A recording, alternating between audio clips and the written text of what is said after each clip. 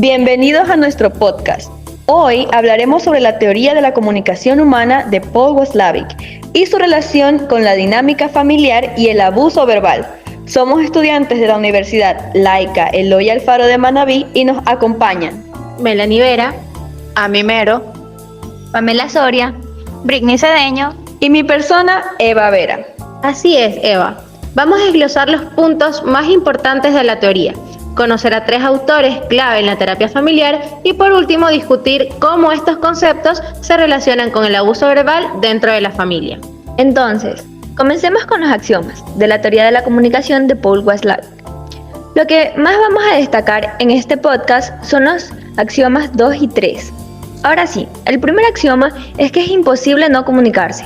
Todo comportamiento, incluso el silencio, es una forma de comunicación. Por ejemplo, cuando estás con tu amigo, con una sola mirada a sus expresiones puedes saber lo que está sintiendo. De esta manera, a través de sus expresiones, tu amigo o amiga se está comunicando contigo, aunque no lo sepa, ya que toda acción, incluso la acción de no hacer nada, es una forma que puede ser interpretada por otra persona. Exactamente, Pamela. El segundo axioma establece que toda comunicación tiene un nivel de contenido y un nivel de relación. Esto significa que no solo importa lo que decimos, sino también cómo lo decimos y qué tipo de relación tenemos con la otra persona. Por ejemplo, claramente no es lo mismo decirle te amo a tu pareja que a tu amiga. Ambos reciben el mismo mensaje, pero la forma de amor cambia, solo porque se lo dices a una persona diferente. O más claro, como decirle a tu amiga te odio y a tu némesis, a quien vamos a llamar Melina. Si hay alguna Melina en la audiencia que sepa que no la odiamos o a quien te cae mal, te odio en este caso, el emisor como el receptor pueden interpretar este mensaje de maneras diferentes. En el mismo caso, diciéndole a tu amiga que la odias, probablemente sea receptado como broma o juego. Más por otro lado, se pueden dar 2 casos. El caso en el que la persona que te cae mal, en este caso Melina, esté consciente de que le caes mal y el otro es que Melina no sepa que le caes mal. En ambos casos, el emisor dice el mensaje de te odio con un sentimiento de odio verdadero, pero en el caso en donde Melina piense que la quieres, también se lo va a tomar de juego. Mientras que si Melina sabe que la odias, pues bajará aún más su amor por ti y aumentará su odio. Y esto lleva a recordar el tercer axioma. El tercer axioma destaca que la naturaleza de una relación depende de la puntuación de las secuencias de comunicación. Es decir, cada persona interpreta y estructura la comunicación de manera diferente, lo que puede llevar a malos entendidos. Justamente en tu ejemplo anterior, cuando la persona que recibe el mensaje tiene una percepción distinta de ti, va automáticamente a interpretar de forma diferente si con esa persona tú tienes más puntos, es decir, te cae mejor. Tú vas a interpretar sus mensajes de forma distinta a lo que probablemente se acerque más a la realidad. Por ejemplo, lo que sucedió con Melina. Y el cuarto axioma, por último, es la diferencia entre la comunicación digital, que se refiere a la comunicación verbal, y la analógica, que es la no verbal. La comunicación no verbal, como el lenguaje corporal y el tono de voz, es crucial en nuestras interacciones. Por ejemplo, las miradas. ¿Okay? Eso me recuerda cuando yo hacía un berrinche en algún lugar público o en una reunión y mi mamá con una sola mirada me comunicaba su enojo. ¿Okay? En este caso mi mamá estaba comunicando con su mirada solamente y yo captaba el mensaje siempre, ¿ya? Pero mi mamá intenta comunicar algo en este caso, me quiere decir con su mirada que está enojada. A diferencia del primer axioma en el que intentes o no intentes comunicar algo, lo terminarás haciendo. Claro, Eva, y como tú mencionabas el cuarto axioma casi como último, cabe recalcar que no está de más mencionar el quinto axioma, que este es el que indica que los intercambios comunicacionales pueden ser simétricos o complementarios. Las relaciones simétricas son de igualdad, mientras que las complementarias se basan en diferencias de poder o roles. Por ejemplo, una relación simétrica sería en la que ambos padres deciden juntos las reglas del hogar, consultándose mutuamente y conociendo en este caso ambos la información que comunican. En una relación complementaria, por otro lado, un solo padre toma todas las decisiones importantes mientras que el otro sigue sus indicaciones, creando así una estructura de poder desigual. Entonces, chicas, ¿qué les parece si ahora hablamos de 3 autores claves dentro de esta terapia familiar? Por ejemplo, no sé si han escuchado sobre Virginia Satir, Salvador Minuchin y Patricia Ares. Exacto, Pamela. Me parece muy interesante que hablemos de estos autores. Yo he leído de Virginia Satir. Esta se enfocaba en mejorar la autoestima y la comunicación dentro de la familia. Creía que muchos problemas familiares surgían de una baja autoestima y una comunicación ineficaz, justamente ligado a lo que teorizó Watzlawick y su equipo. Bueno, chicas, a mí me parece demasiado interesante Salvador Minuchin, ya que por otro lado él desarrolló la terapia familiar estructural y su enfoque se centra en reorganizar las dinámicas familiares disfuncionales, estableciendo límites claros y mejorando lo que es la comunicación. Y por último, siempre en las familias ha sido muy importante el contexto socioeconómico y cultural. También, además, la resiliencia que tiene una familia resiliencia frente a las adversidades, ¿sí? Y para esto está la autora Patricia Ares Mucio, que es una psicóloga cubana, y en esto ella se enfoca. Eso es bastante interesante también de tomar en cuenta, chicas. Cada uno de estos autores ha aportado herramientas y enfoques valiosos para entender y mejorar las dinámicas familiares. En este caso, enfocándonos en nuestro tema de podcast, que es el contexto de abuso verbal, ellos nos brindan información valiosa que va a ser tomada en cuenta para ser explicada durante esta sesión. Dentro de todo lo que dijo Patricia Ares, habló sobre el abuso verbal y a este lo mencionaba como una dinámica de control y dominación dentro de las familias. Y hizo énfasis en la importancia de la sensibilización y la educación para prevenir el abuso verbal. Ahora, desde el punto de vista de Salvador Minuchin, podemos ver el abuso verbal como un síntoma de estructuras familiares disfuncionales. Él trabaja para reestructurar estas dinámicas y establecer límites claros para promover una comunicación saludable. Y en cuanto a Virginia Satir, el abuso verbal se puede percibir como un reflejo de problemas de autoestima y comunicación ineficaz. Su enfoque se centra en mejorar la autoestima y enseñar habilidades de comunicación efectiva. Ahora, estas 3 formas importantes y muy interesantes de ver el abuso verbal claramente se alinean con los axiomas de Watzlawick, que hablaba de la comunicación. Entonces, por ejemplo, uno de los axiomas que dijimos que íbamos a resaltar, que es el segundo, nos ayuda a entender que toda la comunicación tiene un contenido y un aspecto relacional. ¿Ok? Por ejemplo, vamos a ver un ejemplo. Imaginen a 2 hermanos, uno de 17 años y otro de 10. Uno es mucho mayor que el otro, ¿cierto? Entonces, cuando el hermano mayor ridiculiza constantemente al menor frente a otros, no solo está usando sus palabras hirientes, que viene siendo el contenido, sino que también establece una dinámica de poder donde el menor se siente subordinado y menospreciado, que esto tiene que ver con el aspecto relacional, ¿ok? Refiriéndonos al tercer axioma, este explica cómo las consecuencias de comunicación que incluyen abuso verbal establecen patrones de interacción negativos dentro de la familia. En este caso, los enfoques terapéuticos de Ares, Minuchin y Satir están diseñados para intervenir en estos patrones disfuncionales. Buscan, en este caso, transformar la comunicación, reestructurando las dinámicas familiares para fomentar relaciones más saludables y respetuosas, en la que los miembros puedan expresar sus necesidades y asimismo también sus sentimientos de manera constructiva. Como Patricia, con su enfoque en el contexto sociocultural, Minuchin y sus límites, y por último Virginia Satir con su enfoque humanista centrado en la mejora de la autoestima y habilidades de comunicación, buscando de esta forma cambiar patrones de interacción a través de la congruencia y la conexión emocional. Ok, ya basta de teoría. Bueno, lo último que podíamos hablar de esto es que la teoría de la comunicación humana de Watzlawick y las aportaciones de Satir, Minuchin y Ares nos ofrecen herramientas valiosas para entender y mejorar las dinámicas familiares. Es crucial reconocer que toda comunicación tiene múltiples niveles y que las dinámicas de poder y las estructuras familiares pueden influir en la aparición de problemas, como el abuso verbal, además de que existen muchas variaciones de dinámicas y estructuras. Todas las familias deben abordar sobre estos temas, ya que son esenciales para prevenir y abordar el abuso verbal en las familias.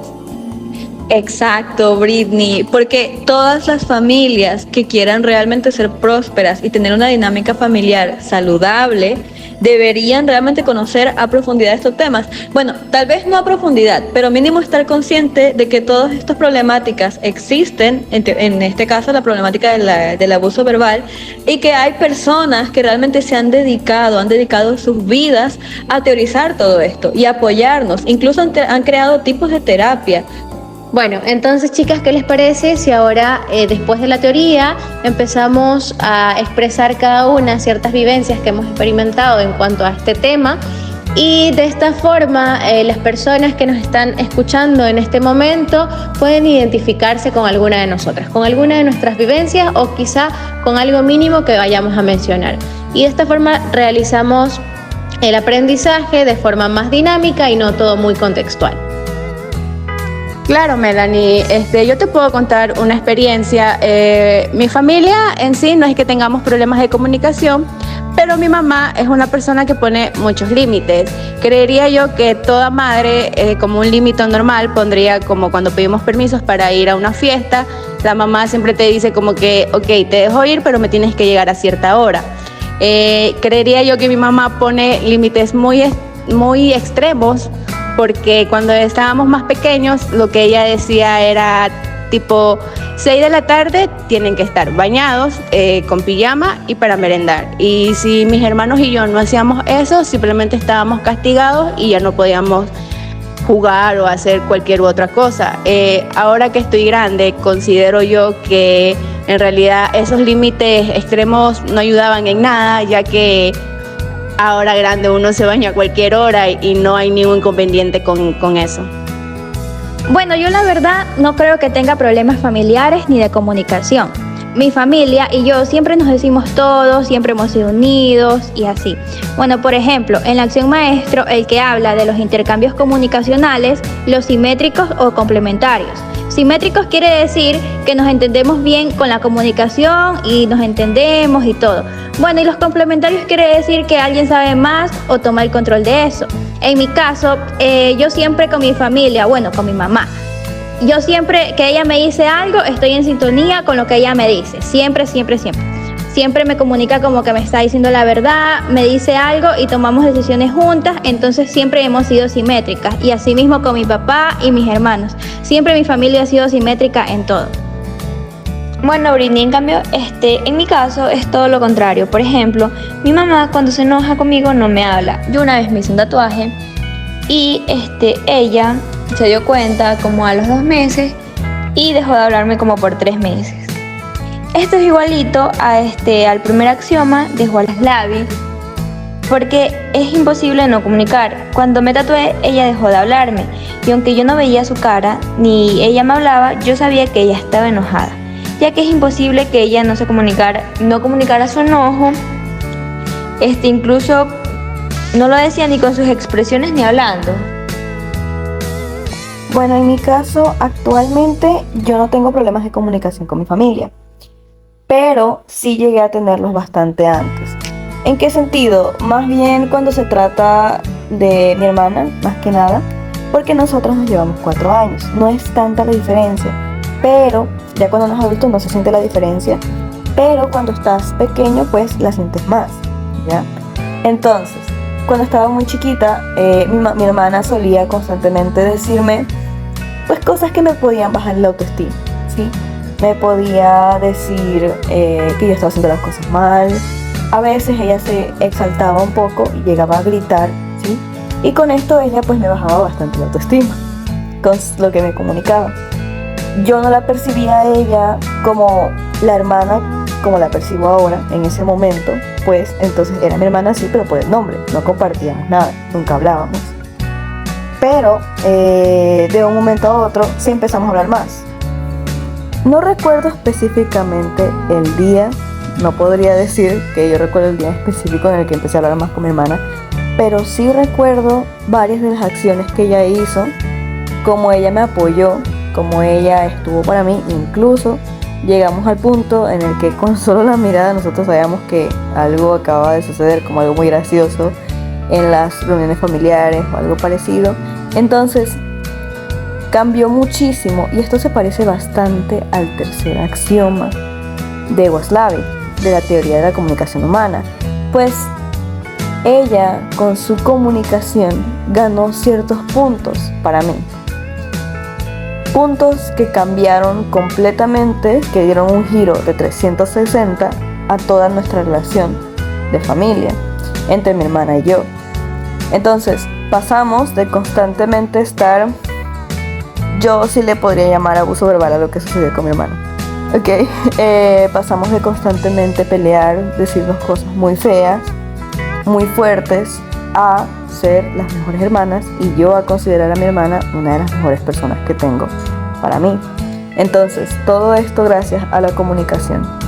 Algo que no mencionamos, pero que también es muy importante recalcar en cuanto a la teoría de Waslavic, es el doble vínculo. Y este se puede ejemplificar, en este caso, con la experiencia que les voy a contar. Hace un tiempo atrás, con mi familia, yo tengo un hermano que tiene unos 12 años aproximadamente, y habíamos ido a la casa de unos amigos de mis padres. Entonces, estando allí, los niños que estaban dentro de esa casa, o sea, los hijos de los amigos de mis padres, querían ir a jugar con mi hermano.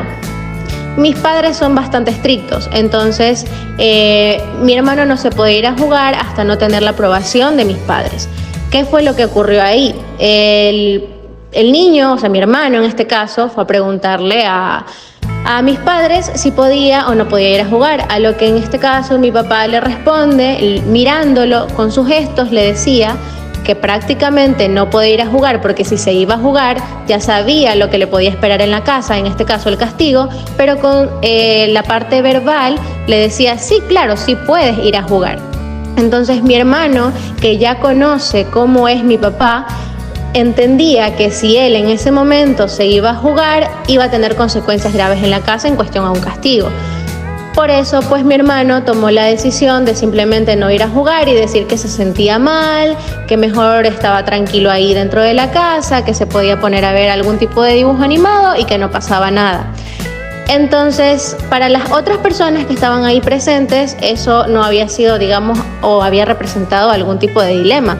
Para ellos simplemente era como que, bueno, o sea, el papá le dio permiso, pero él no quiso ir a jugar, se prefirió quedarse aquí. Pero por ejemplo, para mí, que conozco cómo es la dinámica de mi familia, para mi mamá, que también está ahí presente y sabe cómo es la dinámica, obviamente sabemos que allí existió esto que menciona Waslavic en su teoría del doble vínculo, que con tus palabras puedes expresar algo, pero con tus gestos faciales puedes expresar algo completamente diferente, o al contrario, tú puedes demostrar, en este caso, algo positivo con tus gestos, pero con tus palabras puedes estar mencionando algo que sea completamente diferente. Eso en cuanto a la experiencia que yo viví. Bueno, muchísimas gracias por haber escuchado el podcast. Realmente fue un trabajo en equipo bastante bueno. Las compañeras son unas excelentes colaboradoras para hacer el podcast. La información que encontramos fue brutal. La teoría de la comunicación humana es enorme. Y nuestros autores sobre las familias también. Y claramente no son los únicos autores que han hablado sobre familias. Hay bastantes, muchos más. Estos fueron los seleccionados porque nos parecieron los más relevantes, ¿sí? Pero en general todo este proceso ha sido increíble. Nos gustaría también saber si a ustedes les ha parecido algo interesante de aquí, qué es lo que más rescatan, experiencias que hayan tenido similares a las nuestras. Y quiero resaltar también la importancia, la real importancia que tiene toda esta cantidad de información, porque todos estos psicólogos que se han dedicado a estudiar realmente, primero la comunicación humana, luego las dinámicas familiares, los tipos de familia, los estilos de crianza, tantas cosas que hay ahí para que las familias puedan tener un ambiente seguro, para que los niños se desarrollen en ambientes seguros, para que las familias se sientan confiadas, para que las familias sean unidas, para que las dinámicas sean buenas y poder generar para poder crear una generación próspera en el futuro. Todo esto en realidad es bastante importante, y sí quiero resaltar mucho que es muy importante, otra vez, que las familias, mínimo que alguien conozca, solamente hace falta que una persona conozca el trabajo de alguno de estos grandes psicólogos, de alguno de estos grandes investigadores, para poder llegar a mejorar la dinámica familiar. Puesto que estas maravillosas personas nos regalaron la cantidad de información recogida durante años y años de trabajo para que nosotros pudiéramos gozar de ella. Ahora, la verdad que yo, después de haber leído tanta teoría, tanta cosa, me siento más conocedora del tema. Siento que si yo lo hubiera sabido unos años antes, o si los padres de familia pudieran ser más conscientes de esto, pues las familias serían mucho más, no quiero decir sanas, pero serían mucho más sanas, saludables mentalmente, ¿sí? Entonces, muchas gracias por haber escuchado el podcast. Recuerdo, nos gustaría poder escuchar sus comentarios, ¿sí? Y si les interesa más la teoría de Waslavic, pues es una teoría increíble, es muy extensa, tiene muchas ramas, y no solo trabajó Waslavic, sino que trabajaron muchas personas, sus colaboradores con él, bastante desarrollando la teoría para que todo saliera perfecto. Entonces, muchísimas gracias a todos, tengan buen día.